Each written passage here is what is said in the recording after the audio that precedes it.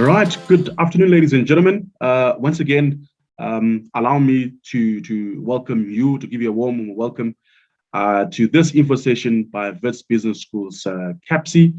And CAPSI, is a center that is located here at Wits Business School. It's the Center on African Philanthropy and Social Investment. And it was established to bridge the gap in study, research, and practice on philanthropy and social investment in Africa. And I believe that this has been an innovative center. It has been a center that has been taken a new subject of study, but an old, and as you get into more information, you realize that, philanthropy is as old as can be. Philanthropy is as old as religion. Philanthropy is as old as family. Philanthropy is as old as any relationships have ever been. You will then soon discover as we have more conversations around this issue of philanthropy. And we hope that this evening we'll be able to articulate clearly on a number of issues around philanthropy, but not just on the issues around philanthropy, but more importantly, on what Wits Business School's CAPSI is offering in terms of philanthropy. And I can assure you that we have a cocktail of programs that run from master classes to certificates. And you would also know with time that we also now offer a postgraduate diploma and a master's program that you can be able to, then be able to start off from one place and end up in the next, and perhaps find yourself pursuing even a PhD in philanthropy. And I'm confident that those people that have come in this afternoon to hear this information session are those that may perhaps be interested in the broader subject matter of philanthropy, or perhaps you may simply be saying, look, I just want to understand one thing or another only, and then I will make a decision as I do more programs within the center. But I can assure you that one thing is for sure is that the center aims to support the advancement of this field of philanthropy. The center aims to fill in the current gaps in teaching, research, and publication. And so for those that may be looking to find ways of either filling the current gaps in teaching or research or publication, there may be an opportunity. There may be an opportunity as you learn more, as you do a masterclass, as you do a certificate, as you do a program, you may then find that the center serves as a source of knowledge, a cultivator of partnership, and a catalyst for innovation, community engagement, and heightened sense of citizenship. One of the things that the center has been able to do over time is to continue to engage people on various topics, put together conferences, put together workshops that have been very helpful in line and in partnership with some of our donors and our partners, such as the Ford Foundation, Charles Stewart Foundation, the Carnegie Foundation, the Southern Africa Trust. And we are very grateful to some of those donors that have helped us thus far take us to where we've been. There's been an array of partners also from a national, regional, and international partners in academic, civil society, business, and corporate sector that have been part of the founding of this very center. That is bringing you this information session today. We are a member of the Alliance. We are a member of ANOVA. Also we have hold membership with WINGS, Worldwide Initiative for Brand Makers Support, and the International Society for Third Sector Research. And I think some of those things will give you a sense of comfort. As we, as we teach you. We'll give you a sense of comfort as we, share information with you that we are, without doubt, an institution that is highly reputable, has great relationships, and we will be able to add value to you. But ladies and gentlemen, it's only me just whetting your appetite. Allow me, if I may, to invite Dr. Nkosi Moyo, who is the director at CAPSI, and he will be able to articulate a little bit more around our programs and also CAPSI in general. Ladies and gentlemen, please let's give a warm applause. I know you are at the comfort of your home. It's a warm applause still in the comfort of home. Dr. Peggy Moyo, who will then come and give us a welcome and also an overview of what we do at CAPSI as we do that. Once again, I encourage you, please make sure that your video is switched off at all times, except if you're speaking, and just listen in. And let's keep our questions ready as soon as we can. We will then be able to take questions later. Do write them down and let's get ready. Oh, there comes the hands. So nice, big electronic hands. Thank you so much. Peggy, please, you may take over, sir. Thank you very much, Lawrence. Good evening, good afternoon. I hope no one is in the morning zone, but if you are, good morning. And thank you for making the time. For most of you, it's end of the day. We thank you for making the time and joining us in this information session. I also want to take the opportunity to thank Shireen and Christine who happened to be lecturers for the first cohort of the master classes that we offered last year. Thank you very much, Shireen and Christine, for making the time to share some of the highlights of your modules. So as Lawrence said, I want to start by giving you a bit of history around CAPSI and why we are embarking on this journey. And for us, this is really a marathon. It's not a sprint because the discipline is very new in the continent. It's unlike other disciplines that have been around and they've been developed over time to a point where even their marketing is not that hectic. For us, it's a new discipline. It has never been offered in the continent. There are only 2 or so like-minded centers in the continent, but none of them offers academic short courses as we do. And those centers are located in Egypt at the American University in Cairo, as well as in KwaZulu-Natal University, the Center for Civil Society. So none of those centers actually offers academic programs or even short courses on philanthropy and social investment. So we are the first in the continent to offer this through an academic institution. There are other modules that are offered by different agencies. I know Sharon offers that through the TARA, as well as Christine also offers some modules on leadership and others in Nairobi. But in terms of offering this through a university platform, we are the first to do so in the continent. And that gives us a lot of challenges, but at the same time, it's an exciting moment for us and a journey for us that we are embarking on. So we are established as CAPSI to really bridge the gap between what we could say theory and practice. As we were speaking to a lot of people in the beginning when we were thinking about setting up CAPSI, we really got to hear from practitioners in the business sector, in the nonprofit sector, but also in policy-making institutions. And the majority of them were saying they would want a program that would help them with their day-to-day, ways to sharpen their skills, to improve their management skills, to improve their fundraising and knowledge on resource mobilization, among others. And they didn't want to do this, either as a master's degree, a diploma, or to do this as a PhD. They just wanted to do this in a professional way that helps them to improve their skills. And so that gave us the opportunity to study other centers elsewhere in the world to see how they responded to such a demand. And the issue of master classes and certificates came about.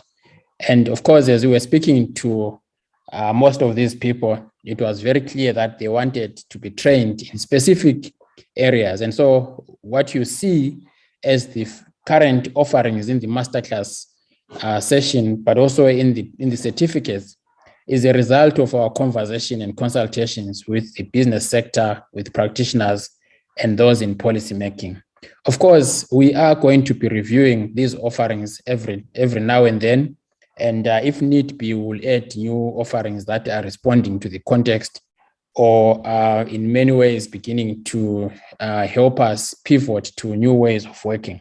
So for example, one of the modules on liquid leadership was designed at the time we were thinking about pivoting as a result of the entrance of fourth industrial revolution.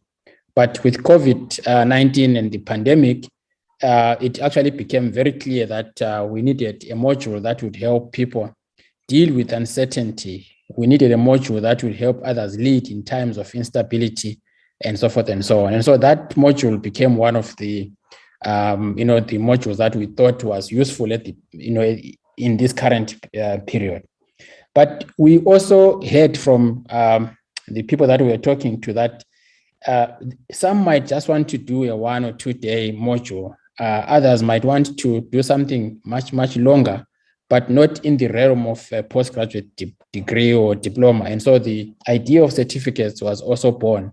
And so you will see that the certificates are a consolidation of the current master classes. but we offering them at 3 levels.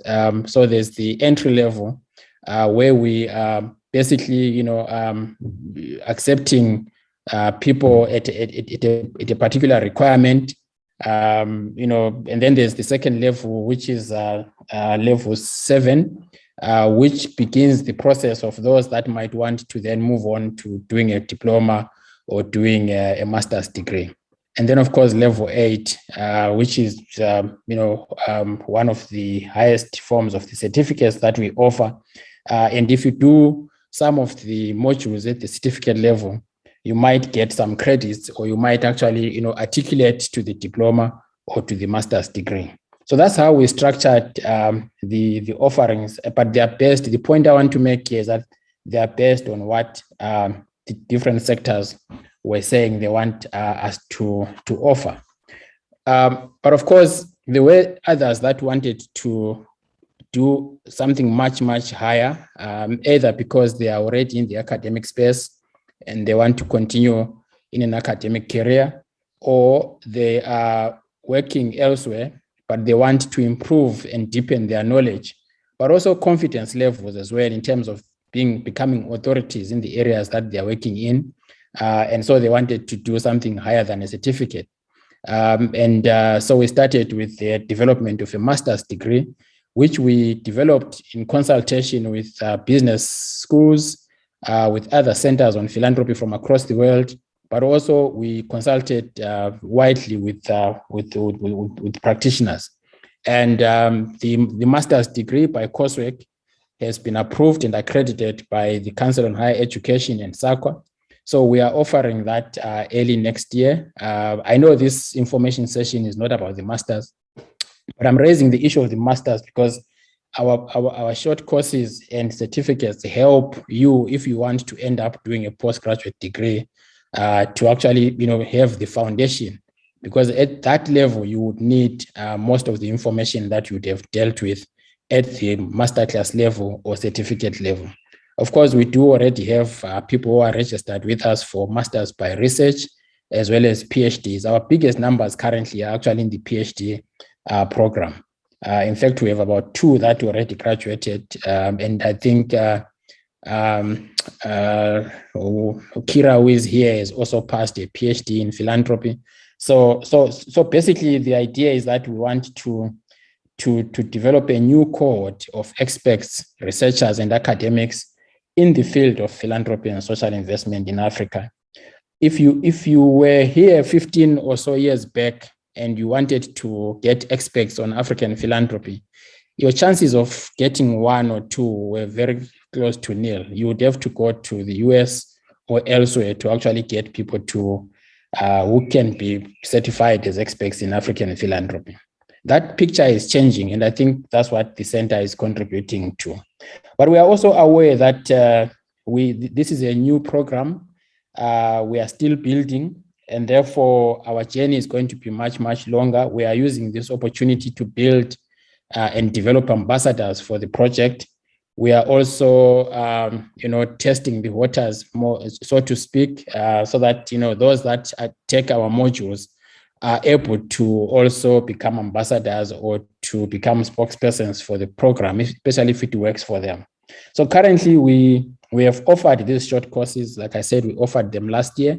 We offered them we offered them through open enrollment, but also a lot of our modules were offered through customized approaches. And by customized, we're talking about a situation where a company or a foundation or a group of organizations come together and just say, we want to take a module, let's say, on the fundamentals and principles of fundraising. And we have our constituent members that we want you to train. And so we've been doing a lot of that since last year. We did that for the Southern Africa Trust. We did that for the women in music business, who have actually come back again this year and asked us to do another follow-up cohort on that. We are currently, working towards doing 2 cohorts on senior government officials from the SADC region, and this is a customized program as well. So it's likely that as we grow and grow, a lot of our offerings will be a combination of open enrollment and the customized journey. So I wanted to give you that background, but to also in a way contextualize who we are, where we are, and where we want to go. As Kira was reminding me that she will be recording this so that she can share with everyone else who might not have come on board. And the idea is to really use these opportunities to spread the message and spread the word as far as we can. I forgot to mention that after we had come up with the master's degree, we had our PhD students, we had our short courses, we were then approached by one organization called Inyatelo, which is based in Cape Town. And they wanted something very specific to resource mobilization and advancement. And the idea here was, how do we come up with a program that will respond mainly to people who work in universities, especially in the fundraising offices, and those who work in civil society and other companies, banks, and you name it, who are working closely with non-profit organizations, either through their corporate social responsibility units or through their foundations. And the agreement was, we would develop a postgraduate diploma in resource mobilization and African philanthropy. And we started offering that this year. As we speak, we are now in the third and fourth modules for that cohort. And they are looking to, some of them are looking at joining the master's class next year. And so already the point I'm making is that we are having these interventions at different levels, but for us, they are all culminating in us building a brand, building a journey towards offering a new discipline in the continent that has not been offered anywhere else in Africa except in Europe and in the US. So I wanted to give those points, and I'm sure my colleagues, Kira and Tim, are going to give you some of the specifics. Thank you, Lawrence. Thank you so much, Bheki. Really appreciate that comprehensive feedback and information and the background behind CAPSI. At this moment in time, what I would love to do is would love to get some of the people that are teaching on these programs, just to give you a basic sense of what the programs that we're offering. And I will start off with Shireen Mutara. She will take you through, a basic summary of the fundraising masterclass that we do, and what she teaches on, and why it probably excites you, and you want to maybe perhaps register for this masterclass, or perhaps take this module at some point or another. Shireen, over to you. Thank you, Lawrence. I hope you hear me well. Absolutely. Thanks so much for the opportunity. So yes, as Lawrence has said, I taught on the program last year, and I think I come to the program based on my own experience in working in fundraising and resource mobilization. So my own background is that I've worked in the nonprofit sector basically my entire professional career almost, and at different levels have been responsible and involved in fundraising and resource mobilization. But also now as a consultant working with the nonprofit sector across the continent, I also do some resource mobilization work, and a lot of my works focuses on building the capacity of organizations to fundraise for themselves, because I'm the kind of person that believes depending on consultants are not going to solve your problem. So, so my work is also includes, similar to this program, capacity building, but then it also has a mentorship element, because we've also found that that helps, in a sense, ingrain the learnings and puts it into practical, in a practical form. In terms of the training that I was providing on this program last year, it covered a range of areas, but I think the important thing to say about what we covered was that we tried to be very practical, so that when you leave the sessions, you also feel like you have some of the tools and the knowledge that you can immediately apply in your environment. But what I want to do is I will just cover a couple of the areas that we focus on in the session. So it's about fundamentals of fundraising and resource mobilization.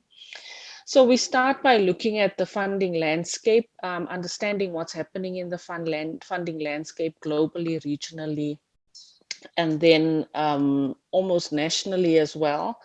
And obviously, as you can imagine, with COVID-19, there's been a lot of development. So we will reflect on some of that as well. And then we look at different resource mobilization strategies from understanding the types of fundraising that exist. I think often we think it's only grants as a form of fundraising, but there are many other ways of fundraising, which I think the program also covers to some extent. And we look at also the internal capabilities and actions needed by organizations to move their fundraising forward. So we look at issues of capacity, roles and responsibilities, and so on. And then we also, one of the key areas we also look at is around donors and various areas related to donors. So we start by looking at donor mapping. And when we talk about donor mapping, we look at individual mapping as well as organizational mapping. I think many of us know that individual granting is becoming a big area. And so it's good for organizations to be able to start thinking more broadly about who they are sourcing money from, or funds or resources. And therefore, we also look at individuals and organizations. We also provide information on donor research. So for me, that's a critical aspect, because I think too many organizations focus on reactive fundraising, which is responding to calls for proposals rather than doing donor research, identifying the right donors, engaging with those donors, and driving a resource mobilization strategy that's proactive and consistent rather than reactive and ad hoc. So there in the donor research, we also talk about the recruitment. So how do you start, once you've identified your donors, what do you do? How do you start preparing the things that you are going to say to them, the documents, the engagement? How do you reach out? In what ways do you reach out? And when you reach out, what do you do? What do you share? What information do you share? And so on. And a key part of what we then also talk about is donor retention. And I think that what's important here is that the donor retention aspect is really about emphasizing the importance of how we work with our donors and what is necessary for us to make sure that we retain our current donors, and in fact, we get them to help us in the longer term, to continue to support us in the longer term. So those are some of the areas that we cover. And I think what's important to say is that we try to be really practical.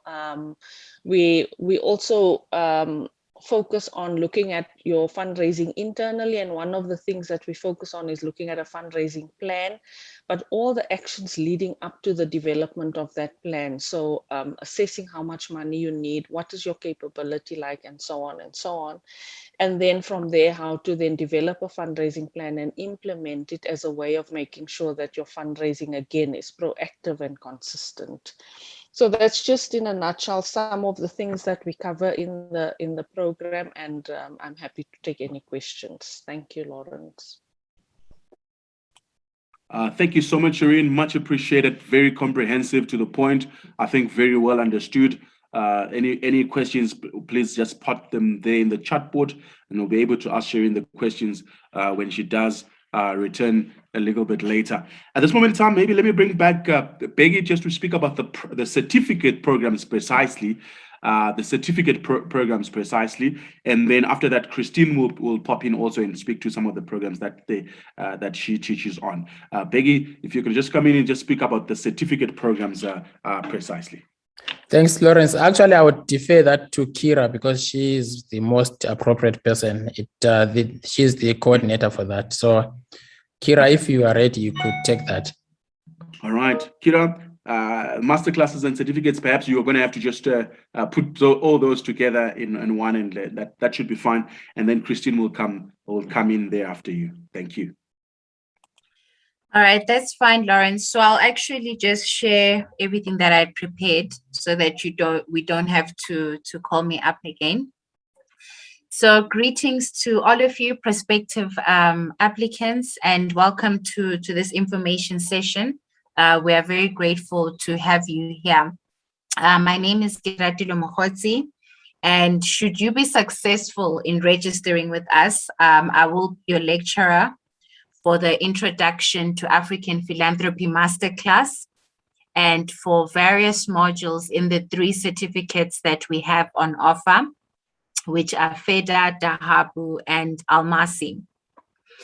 I want to begin by being very personal and open with you today, and to tell you how I came to be here teaching this course and hopefully planting a seed or two to show you the endless possibilities of your life when you choose to do you 100%. I have worked in the private sector. I've also worked in government at the beginning of my career. I did all the things that typical students do, get your degree, get your honors, get your master's, find a job, start a family, wait for retirement, or wait to die. But it's when I turned 30, I became very disturbed by this life. At the time, I had finished my master's degree, and I had done pretty well in the corporate sector, sitting in senior leadership meetings with people from all over the world, making decisions in my company. But I just wasn't satisfied. I thought, is this life? Is this it? My life can't just be this, defined by this job and this rat race, because I really started to see that this is a rat race. So I just quit. I had no idea where I was going or what I was going to do. I just knew without a doubt that this is not the life that I want for myself. So I spent a couple of months hustling and doing freelance lecturing, not knowing I'd become a lecturer at Wits University. I was doing freelance lecturing work in a number of colleges around, until one day I saw a very interesting job advert. It was nothing like I had ever seen before. You know, your typical job adverts. This one was very different. It spoke about philanthropy. It spoke about working with donors and people in the nonprofit space. I must have read it over and over again, maybe 50 times for a few days before I prayed about it and then put my application in, because I was just, it really felt different to what I had been reading all my life. I'm a project manager by qualification. I studied economics and marketing at Wits. I had no idea what philanthropy even means. I've probably used it in a sentence before without really grasping the concept. But I want to tell you, as people who are seeking to invest in your education, that taking that leap of faith and going into a field that I knew absolutely nothing about was the best decision that I made for my life. You see, when you remove barriers and you remove limitations of your own knowledge, you will never really fully realize your potential. If I had put that advert aside and said, oh, but I'm not qualified, I don't know anything about philanthropy, I wouldn't be here today teaching and participating in a field that I find most fulfilling. I've been so inspired that I actually did my PhD in philanthropy. And just a couple of weeks ago, I received news from the faculty that I've passed the PhD in philanthropy. So I can promise you that if you take these classes, you will be on a journey of self-discovery. Our continent, Africa, and I maintain this every day, is the home of philanthropy. So I will help you to discover yourself and know about your customs, to know about the different forms of giving that you can contribute in your own way in the field. We very, very much look forward to welcoming you to the course. And it doesn't matter if it's the masterclass or the certificate, because that little time that you spend with us, we hope that you'll be able to reflect one day and give your own speech one day and say that taking the short courses was the best decision of your life. So what are those courses? I just want to put them up on my screen. We're also going to show you how to find the application page once you go onto the Wits website. So we have master classes and we have certificates. The master classes are all 2 days long. We offer them online. So as I'm talking to you right now, we'll be talking on a Zoom or Teams platform to offer the masterclass to you. We try and offer a very Pan-African approach. So in all the illustrations and discussions that the lecturers will be taking you through, they'll be giving you practical examples and hopefully introduce you to some organizations that are doing and walking the talk. So we're not going to just teach you theory. We also introduce you to the practice and a couple of people who are already working in that field. We have 3 certificate courses. And as we maintain our Pan-African approach, we gave them African names as well. For those of you who are not familiar with Swahili, we named them in Swahili names because Swahili is one of the most spoken languages on the continent. In fact, if I was president, I would force everybody to learn Swahili so that we've got an African language that we can communicate in outside of the colonial languages. So the first one is called Feda. So all 3 of them are named after precious minerals and stones on the continent. As you are aware, we have all the gold and diamonds here on the continent. So we named the courses after those precious stones. We also gave them the ranking, like what athletes go through when they win. If you have the fastest time, you win a gold medal. If you came number 2, you win a silver. If you came number 3, you win a bronze. So it's the same concept with these certificates, where if you just want an overview and an introduction to philanthropy, you'll get yourself a silver certificate. So silver is Feda in Swahili. If you go a little bit longer and you want deeper, more advanced information in philanthropy, we offer the Dhahabu certificate. Dhahabu means gold in Swahili. Again, it's a more advanced precious stone. Then if you want to go all out and do an executive, a very deep short course certificate in philanthropy, we offer the Almasi certificate. Almasi means diamonds in Swahili. So it's the most advanced, it's the most detailed certificate of the 3.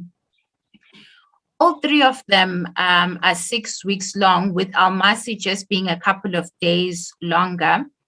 And all 3 of them have assessments. So when you finish the certificate, you're going to walk out of it with a certificate of competence, which means you can put it on your CV. You can tell people about it that I completed this short course and I'm competent in it, because we are going to make you do some exams and assignments to be able to complete the qualification. The master classes, all 7 of them, you receive a certificate of attendance, which confirms that you were present, which confirms that you participated in it. However, there are no assessments, so you unfortunately can't claim to be competent in this.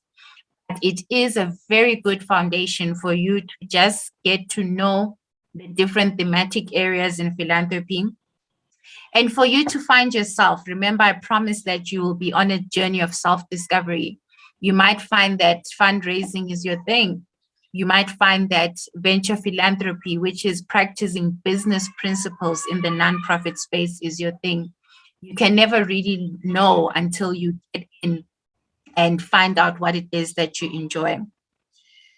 The good thing about, especially the certificate courses, if you do the master classes and you do the certificate, particularly the Almasi certificate, you'll be doing yourself a favor, because should you decide at a later stage, I actually want to do, go all in and do a postgraduate diploma, or I want to do a master's, because philanthropy is a multidisciplinary field. So nothing stops you from coming into the master's program, for example, if you have an honors in something else. I'm an example of that. Like I said, I studied things that are completely different, but I ended up in the PhD program for philanthropy. So you never know where life will take you. But doing the certificate courses will be very beneficial for you to get some knowledge into the type of research that you can embark on, because as you start going higher with masters and all of that, there's always a research component. So you might as well do yourself a favor and find out what it is that you would like to do more research in, and also find out what gaps currently exist in the field, because all of our lecturers are at the forefront of their field. So Shireen, she told you that she's from fundraising. It's something that she does in her personal capacity on a day-to-day basis. So they'll be able to tell you relevant developments that are coming up, new thematic areas that are coming up that can help you with your own research as well. And then if you do extremely well in your Almasi, you could even help yourself going into the diploma program, help yourself going into the Master of Management program, because some of the modules are very similar. So the Almasi certificate is pitched at an NQF level 8, which shows how thorough and detailed it is. If you finish it, I would imagine that the postgraduate diploma and anything that comes out of that will be a bit better, because you've already been exposed at a very deep level in the certificate level. All right, so we're going to show you how to apply. We're also going to show you the cost implications. It's very simple currently, because with COVID, we are teaching online. So even these certificate courses, they are 6 weeks, but you'll be doing them online. With the certificate courses, you need to attend and also write all of the assessments. So all of that will be done online. The assessments, we will arrange it on our learning management system, and you'll be able to complete your qualification without coming to our campus. And then should you decide to advance your studies at a later stage, we'll obviously see how COVID is going, but you can pretty much set yourself up pretty well with these short online courses that are currently on offer, because it doesn't require you to leave the comfort of your home. It doesn't require you to make arrangements at work either, because we have structured the timetables in such a way that you can take your classes not in awkward working hours. So we will work with you to make sure that you're able to attend. The last thing that I just want to raise, so on the Wits website, and we are going to take you through it now, you will see that there's details about each masterclass. There's details about each of those 3 certificates. If you don't know what you want to do, it's okay. So don't feel like, okay, I need to decide now. I need, to do FEDA certificate, or I need to do Almasi certificate. If you don't know, it's okay. And that's why we are here. So you can email us. So on all our brochures, we provide the link of where you can go and apply, but there's also details of who you can contact for more information. So if you're undecided, you can email us. We will assist you with that. And you can also do a couple of master classes, because sometimes You feel like community foundations, that's the way to go. You feel like fundraising, that's the way to go. You can do a couple of these because the master classes are 3,750 rands. So you can do a couple of them so that you can aid your decision going into the certificate program or also going into the postgraduate diploma, etc., etc. The master classes are a good foundation to help you with any decisions that you need to make and for your own self-discovery. Okay. Now, Kosi will take you through the website, but I just wanted to highlight that each and every masterclass we have detailed the learning outcomes and what you can expect to receive after that. So you will do your masterclass to build a foundation, to get to know what's out there, and you know, philanthropy on steroids, if you want to call it that. And then the certificates you do further if you just want an overview, an introduction. So maybe you don't work in the sector, or maybe you've been exposed to it, but you don't know that much. So you just want a high-level overview of all of these master classes, because the FEDA certificate, it offers all the master classes in one course. If you feel like you've worked in the field, you're not completely clueless, and you just want to build on your experience and your knowledge, you then look at something like Dahabu. Dahabu, remember, it's the gold certificate because it's more advanced than the FEDA certificate in that we take you into more detail and more modules as well than the FEDA certificate. And then if you're one of those, you've been there, done that, you've been in the sector for forever, and you just want to get a qualification and maybe advance your knowledge, but you don't have the time to do the postgraduate diploma, you don't have the time to do the master's, then you look at something like the Almasi certificate, because it is pitched at NQF level 8, and also the type of modules that we cover here also give you a holistic overview of important thematic areas in the field. So you can come out of this with not just a qualification, but an enhancement of your existing knowledge if you had that before. So it's for different people, different settings. You don't need to decide right now. You can talk to us. We can help you with that. But I just wanted to let you know what you can walk out of for each of these certificates and each of the master classes. All of these will be a self-learning discovery for you. Okay. All right. So I'll pause here. And of course, I'm still available for questions on all 3 certificates and the master classes as well. Thank you, Lawrence. All right. Thank you so much. Thank you so much, Gratile. I really appreciate that. I think most people have caught a good section of it. At this moment in time, let me bring in Christine, who's also faculty, to just talk about the programs that that she also teaches on. Christine, please do join us this evening. Thank you. Hi, everybody. So I'll just talk briefly about the leadership course that we run, and let me make a presentation.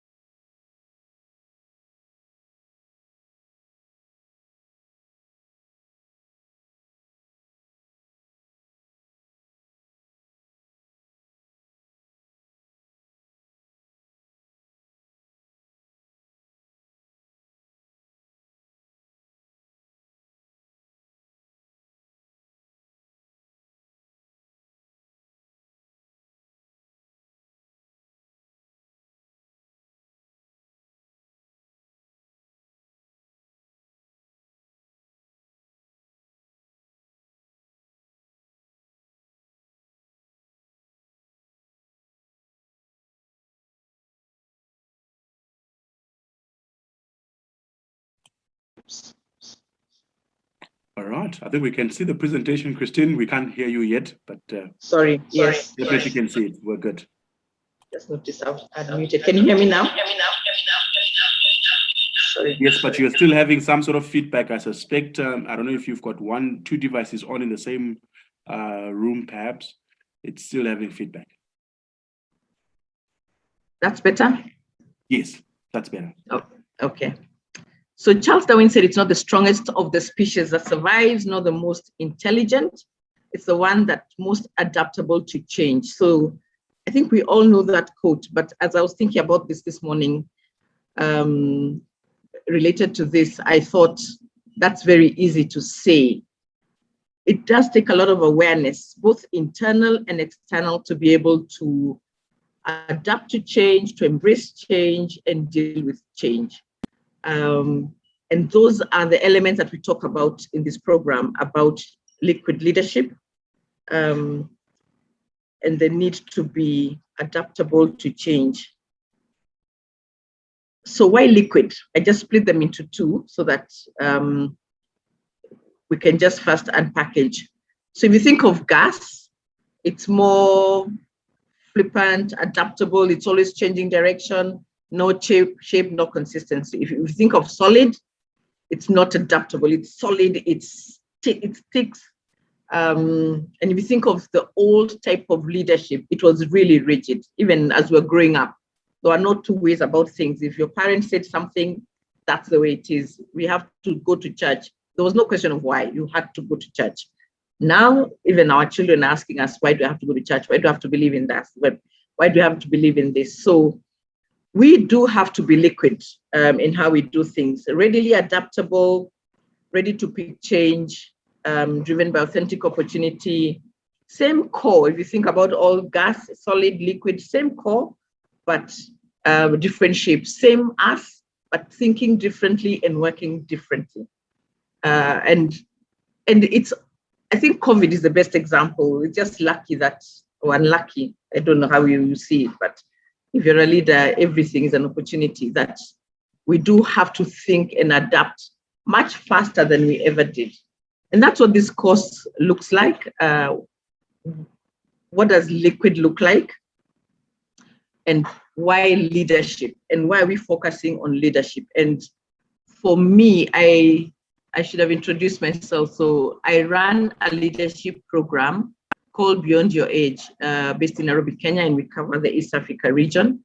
And our thrust was on leaders and the thinking that Africa does need to deal with leaders. The gentleman who started African Leadership Academy, I keep forgetting his name, South Africa based, but he gave a TED talk. And at the end of the TED talk, he said the difference between Africa and the rest of the world is that because we don't have institutions, we as leaders, anybody who is in a leadership position has the capacity to make a huge difference or collapse systems.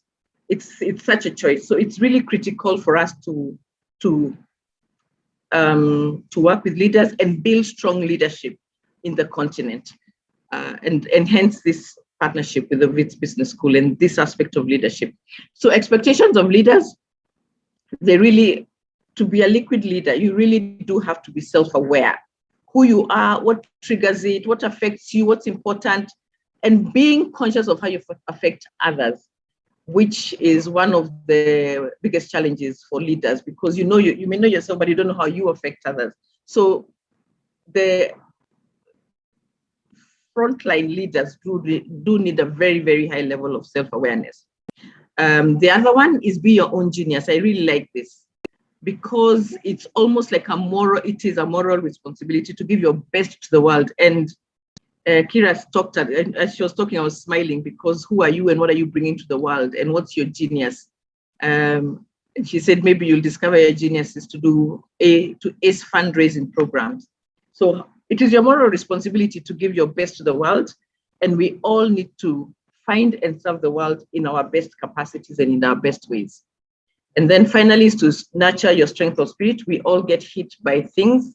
If it's not the extreme of death of a loved one, it could be anything.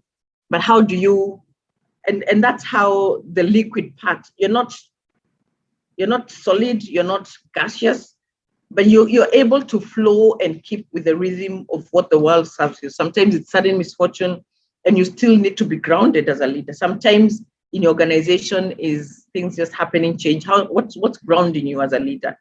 So if you combine liquid and leadership is just a critical component for us in Africa today.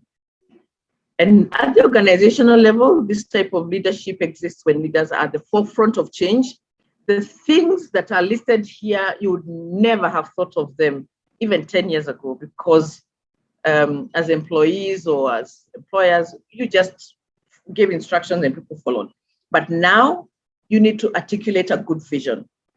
You need to give people reason. You need to hear their concerns. You need to empower and enable employees. Previously, we just did a medical cover and everybody was fine. But now we're talking about empowering, enabling. That calls for same person, but a different way of being. And culture is now being looked at as a very big thing in organizations. The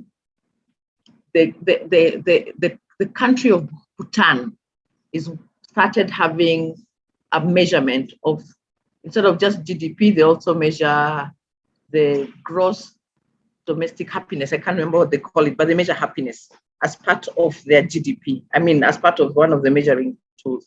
So it's those kind of things that you think about as you're doing the leadership. Liquid leadership acknowledges that change is not about organizations or anything, it's about people. So focusing on people. Transparent, agile, co-creation. You think about it from your home to your organizations, co-creation is key. Pioneering and promoting curiosity, risk-taking, things about which we never talked about. So in the masterclass, these are the things we teach, we talk about, we share, we practice. And I remember starting the last one and saying, it's not so much me teaching, but me sharing and us learning together, because everybody's a depository of information and skills and knowledge. So how do you co-create? How do we learn? How do we foster? I just wanted to share with you a bit of the things of one element of what we teach in the class. We call it the 4 quadrants, which as a coach, I'm trained as a master coach, and we use the quadrants to just help people get more deeply self-aware. And I'll just share one slide on 2 slides. Let me just share this one. The quadrants is just one element of what we show to just like shine the light for you to see how do you see the world and how does that affect you. And we all see the world from very different lenses. So if you're wearing yellow lenses, you think the world is yellow. Somebody has blue, somebody has green. But it's important for you to know this is how I see the world, but also recognize that somebody else's way of seeing the world is different and not necessarily wrong. So if you're an upper left, you see things from my inner space, things that matter to you. And things have to make sense to you for you to move. If you're on the upper right, you're a person of action. I need to go, I need to get going. I don't have time to sit and wait. It's time to move. If you're a lower left person, you work with the group. You want to make sure the group is okay. And if you're a lower right, you want to see the research, the whole of it.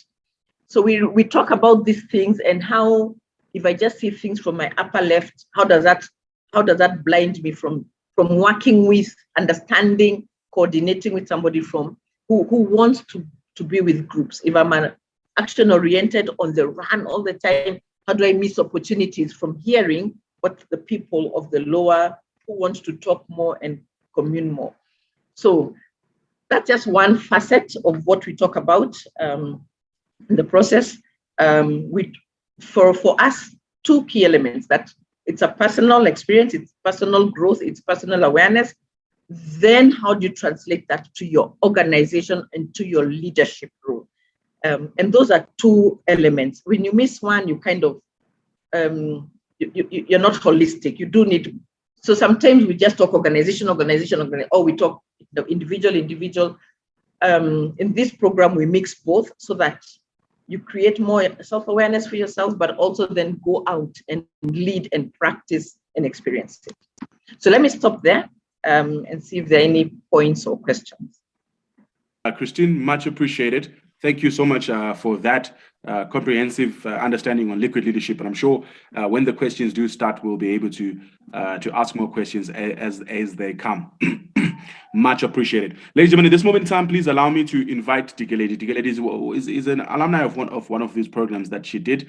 And, you know, I'd love her to give her own experience around that and how it did go for her.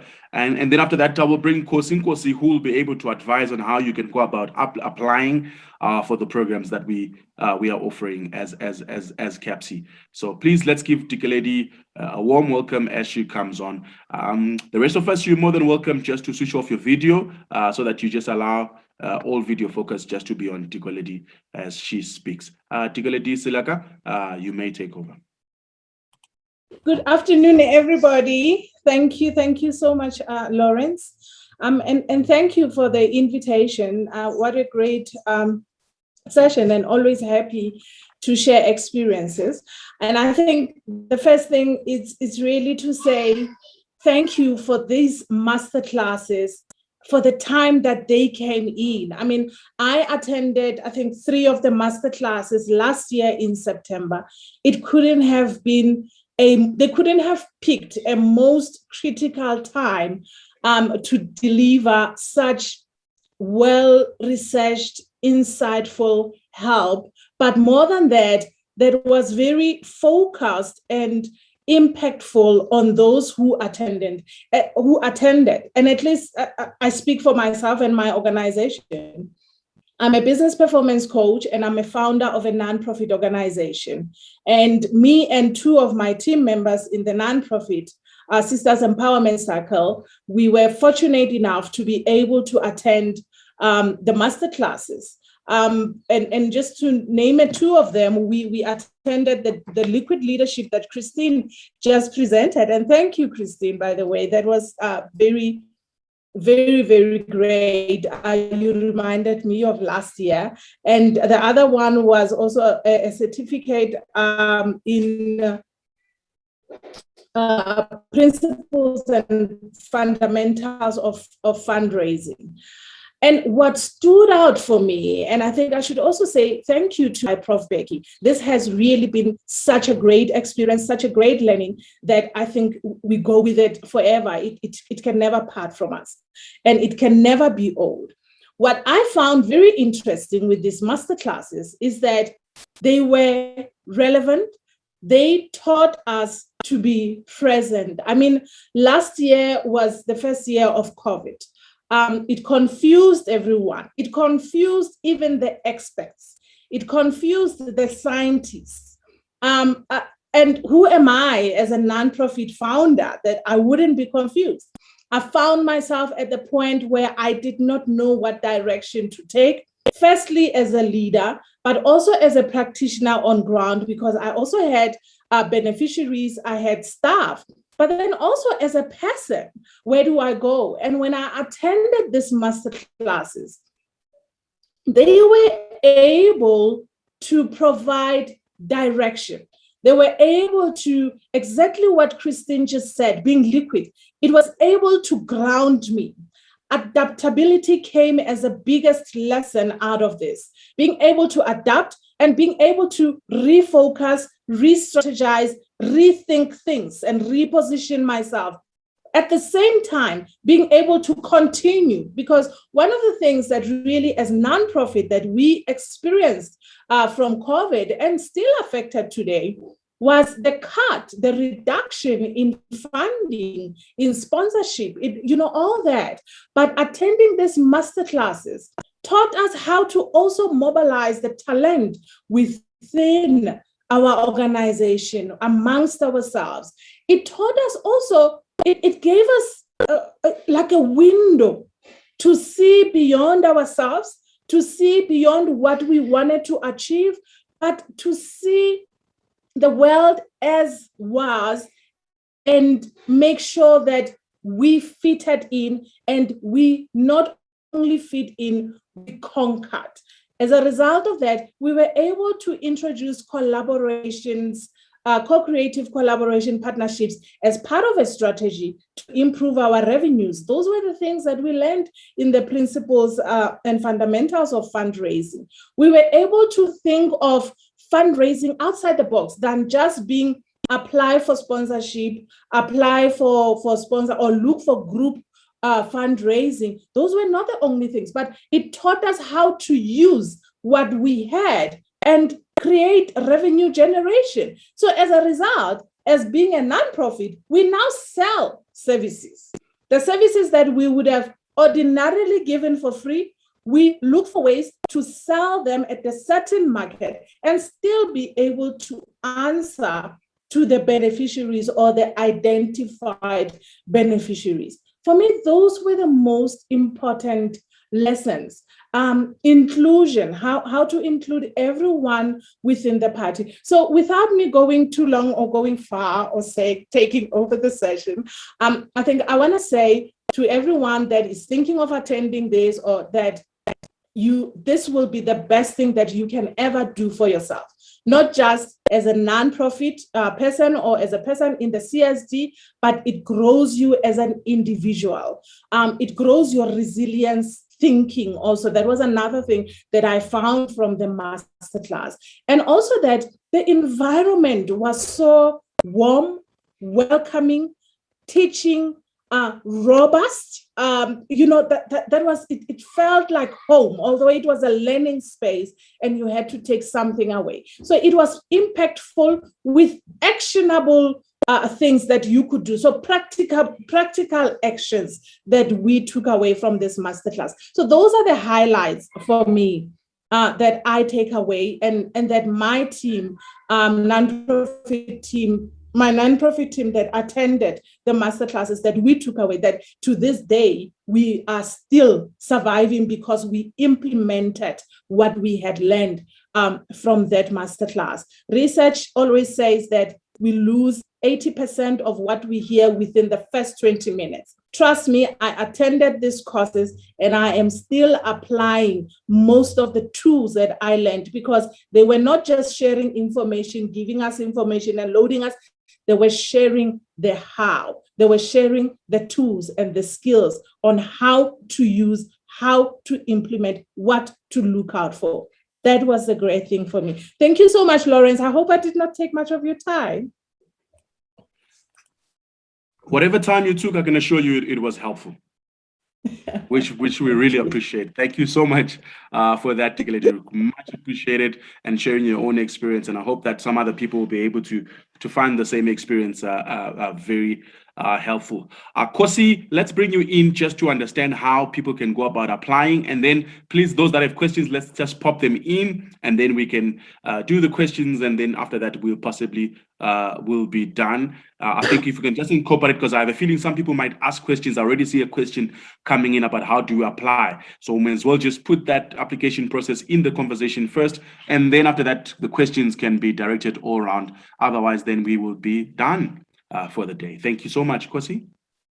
Thank you, Lawrence. Good evening, everyone. Okay, mine is just to take you through the application process. So I'm going to share my screen. So if you go to just type, okay, our online system is based in one of our schools, which is Wits Enterprise. So if you type Wits Enterprise on your browser, and then it will take you through to this page, which is also the same as the page that Lawrence has shared on the chat box. And then you go,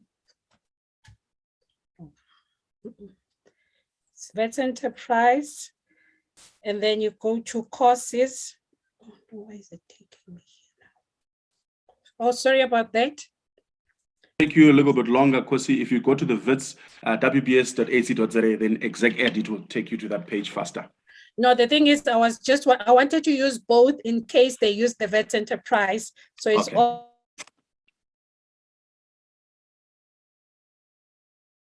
courses. Oh, my network is so slow.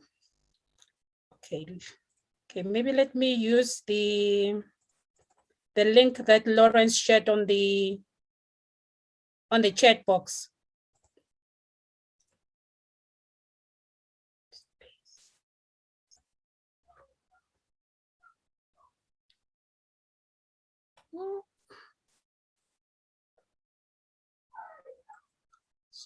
I'm sorry about that. I'm not sure what's happening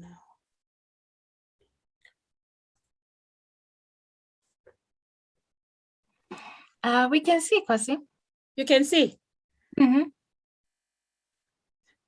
No, the thing is online courses.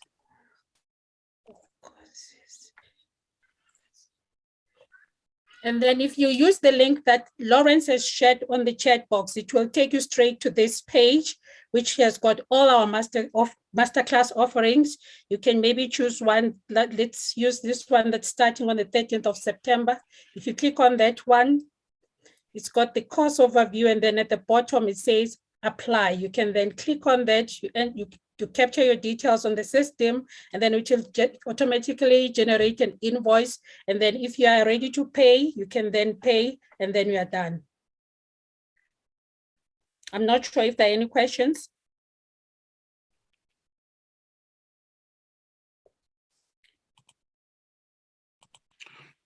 All right, Kosi, now how do I pay? If this happens, how do I then pay? It generates an invoice, and then what do I do from there if I'm a student? Okay, and then at the bottom, it will ask if you want to make a payment now. It says quotation, pro forma, tax invoice, and then after you've chosen what you require at that point in time, be it a quotation, if it's a tax invoice, and then it says, then it will ask you if you want to pay using a credit card or via EFT. You can then start the payment process. Awesome. So I literally could make an application, process, make payments all online without having to have to chat with anyone, and I can pay even if I'm in Nigeria or in Nairobi or in Ethiopia, for example. Yes. The system allows me to do that. Yes, the system allows you to do that. Awesome. Awesome. Now, maybe just to understand, do any of these masterclasses have some sort of qualification criteria? Can I be rejected if I wanted to do a masterclass, for example? I would like to understand. Okay, there's a point where it asks you to submit your CV to me. You can then submit a CV if there's a possibility that we feel that when I assess the application, I feel that I need Prof and Kira to intervene just to look at your application form. That's where they get involved. All right, and maybe Kira, just to bring you in here, is the application process applicable to masterclasses, or it's the certificates where one has to qualify, for the lack of a word, has to qualify to be in the program? The masterclasses, however, being the short programs, they are just about open to anyone and everyone. Is my understanding correct, Kira? Yes, that's correct. So the certificates, remember, those are assessed.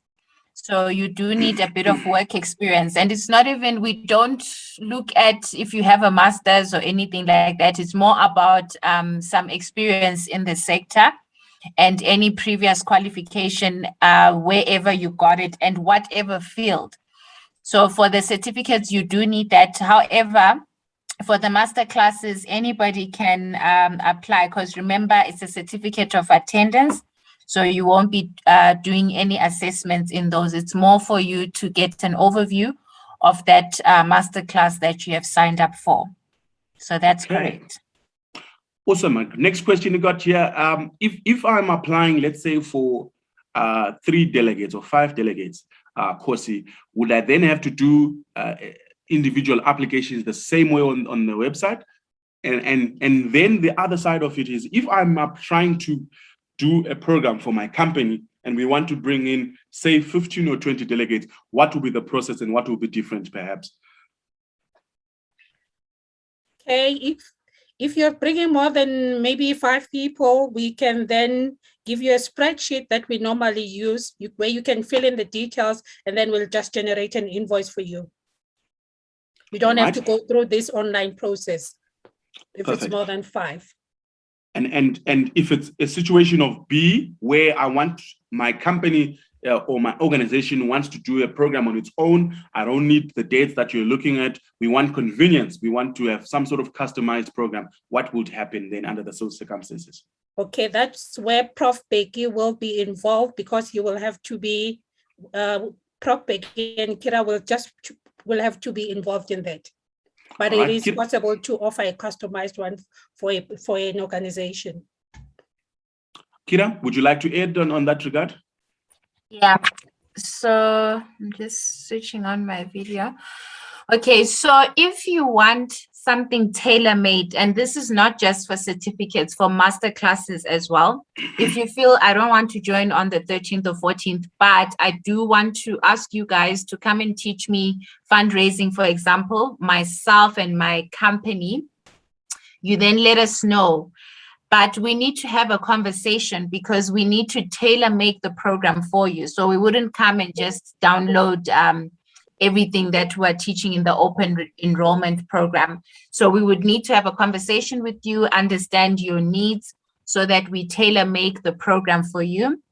And we also work together to select suitable dates that will work from you. So from Wits side, we'll just be sending our academics to come and deliver that customized program. In fact, a lot of the clients that we've had lately had wanted customized programs, because NGOs and different CSOs, they face specific challenges. So they have specific needs that they're addressing. So if that describes you and your organization, we can definitely cook up something especially for you. All right. Do we get any certification of any sort with the masterclasses? Maxwell is asking here. So if I do a masterclass with you, Kira, am I getting a certificate? Is there something that I take away at the end of the course, at least? Yes, you do get a certificate, Maxwell, but the masterclass, remember, it's not assessed. So there are no exams. So you receive what is called a certificate of competence.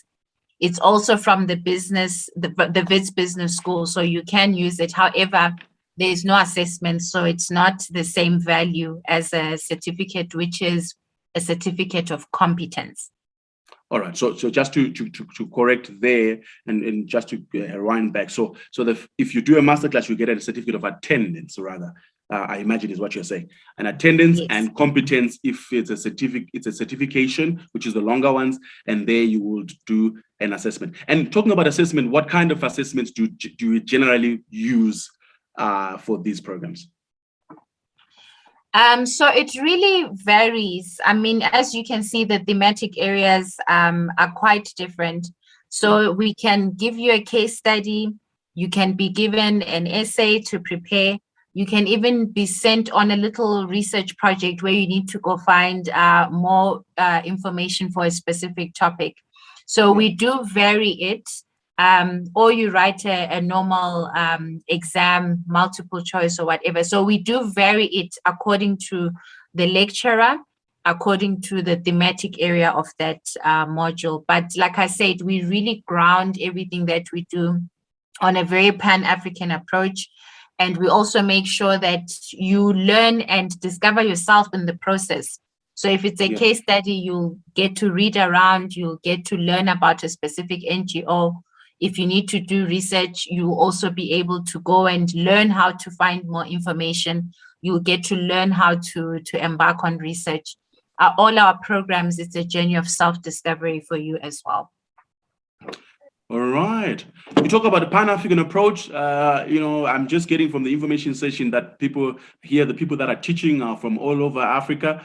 Is this almost standard that one can expect that they'll get views from Africa-wide, or perhaps maybe the academic team is mostly in South Africa or teaching from South Africa? Is there an opportunity to be taught by, perhaps a broad range of people in as far as philanthropy is concerned? Oh, it's definitely a broad range of people. I mean, just today you heard from Shireen, you heard from Christine. Christine is in Nairobi. Shireen is here in South Africa. So all of them come from different places, but most importantly, the lecturers have their own contacts. So they do invite, like guest speakers to be able to come and engage with you. So I've been in some classes where you met, Tsitsi Masiwa, the wife of Strive, who is a high net worth individual. So depending on the lecturer, they'll also pull from their own context, because remember, they are already in the sector and have been practicing for a long time. So you not only meet the lecturer, you also meet other people in the sector who are all over the place, even outside of the continent. All right, thank you so much. Ida says the introduction to African Philanthropy Masterclass. Do you have a date for the next one? I think that one is still to come, Ida. If you see that there's no date that's now there and it's to be advised, it means it probably just it was done recently. It is just passed, and essentially only the new date will then be advised. But a good number of those programs will now be coming in 2022. Be on the lookout for those. That's the best response I could give you. Be on the lookout for the new dates. If you do see it online but not with the date, that means it's available. It was probably done in the past already, and it's, from a timetable perspective, it's been done already. All right, ladies and gentlemen, last chance going once, but half past. I need to make sure that we are done. I don't want to keep you, hostage here for a lot longer than I should, ideally. If there's anyone else with a question that would like to jump in for a question, you have one more opportunity before we close this evening. Dr. Peggy, anything that comes to mind for you that you would like to emphasize or put through, perhaps, before I give the last remarks in this case? Now, I think mine is to thank everybody who made the time to come at this short notice. Kira is, trying everything possible under the sun to put out the message as far and wide as she can. And so this is one of the first sessions that we are holding, and we'll have more to come, just to get the word out there. Like I said, for us, this is a marathon. We will take every step possible until we've finally made the program visible and also available across the continent. So again, I think at some point we will need to upload the profile of lecturers. They are drawn from all over the continent. So we do have people in Egypt. We do have people who are based in even in Europe, but they are Africans. We've been running some of the major institutions there who are teaching here. So it's a Pan-African program, and lecturers also are encouraged to use examples from across the continent, so that it's not just focused on one country or on one geographic region. So mine is to thank everyone, and we'll see you, I'm sure, in some of our programs, but also if we do host other roadshows like this, you will be more than welcome to join us one more time. Thank you, Lawrence. Thank you so much, Peggy, Dr. Moyo, really appreciate it. Ladies and gentlemen, I believe that there will be no questions further on. I will kindly ask that for contact purposes, please, Kosi, please, on the chat board, if you can just put your email address, I think, for those that are looking to do applications, for those that are looking to engage in a conversation, perhaps on a conversation around, the learning that might be happening in terms of the content and things like that, you can get in touch with Kiratile, who will probably put in her email address also in the chat board. For those that might be looking for an opportunity to look at customizing, if you would like to do a booking, to perhaps look at, customizing, to yourself and your organization, you can perhaps start off by speaking to myself also as an option. I have also put my email address there. Otherwise, it's been a lovely evening. My name is Lawrence Dube. I'm the Executive Corporate Business Manager of Wits Business School. It's been a great evening now, afternoon and evening now. Have yourself an awesome evening. Please be safe in these tough times that we are living in. On behalf of Wits Business School, on behalf of CAPSI, thank you so much for joining us, and have yourself an awesome evening ahead. Thank you. Thanks, everybody. Bye. Bye, everybody. Bye.